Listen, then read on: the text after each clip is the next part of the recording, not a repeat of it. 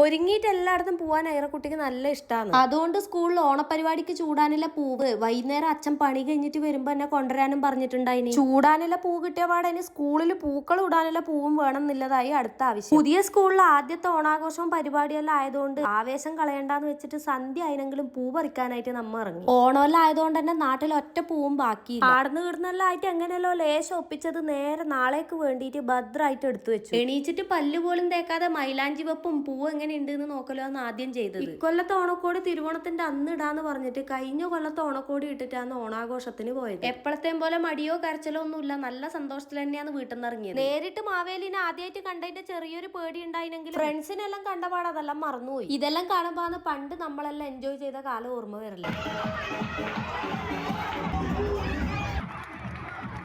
പങ്കെടുത്ത ഏതോ ഒരു പരിപാടിയിൽ സമ്മാനവും കൊണ്ടാണ് തിരിച്ചു വന്നത്. 10 ദിവസം പൂട്ടിയതിന്റെ കളി ഇന്ന് തന്നെ തുടങ്ങിയിട്ടുണ്ട്. അപ്പൊ ഇന്ന് തൊട്ടിട്ട് തുറക്കുന്നവരെ എന്റെ കാര്യം കട്ടപ്പോകാം.